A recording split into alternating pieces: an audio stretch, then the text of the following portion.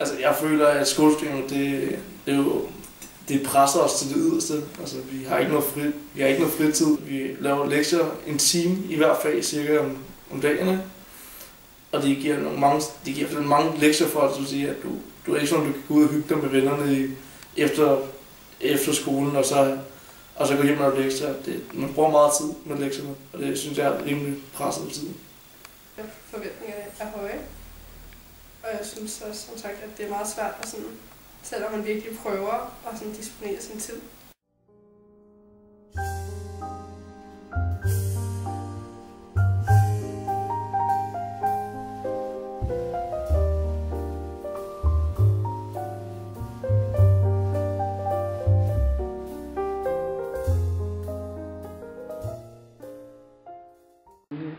Og i omverdenen, der er der jo både familien derhjemme, der vil også være lærerne, og så vil der være, kan man sige, der kan være andre faktorer, man sammenligner sig med andre venner, for eksempel. Ikke? Det kan være, de forventninger påvirkes af det felt, ret kraftigt i hvert fald.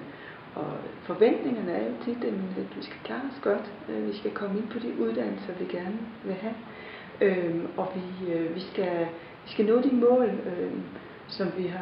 som vi sætter os, eller som omgivelserne sætter til os.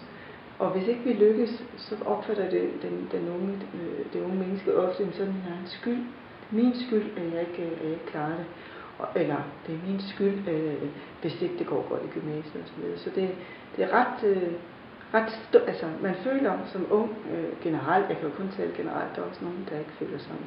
Men de føler generelt, at det er dem, jeg skal lykkes.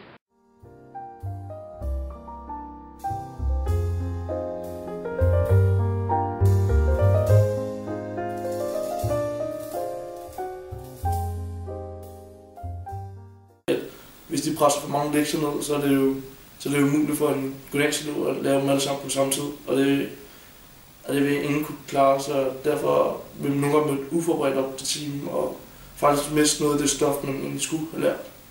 Og hvis lærerne også begyndt at sætte sig ind i, at eleverne også har et andet liv og har brug for os og lave noget andet, og altså også at vi har lektier for i andre fag. Så altså, hvis det også bliver gjort sådan lidt mere overskueligt.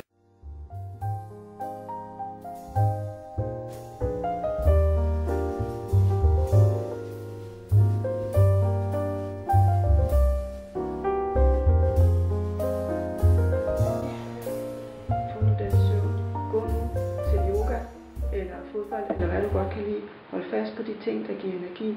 Og i stedet for at dogne den ihjel og have dårlig samvittighed en hel dag, så sige, for klokken 16 til klokken den er 17:30, laver min lektie, og det gør jeg der.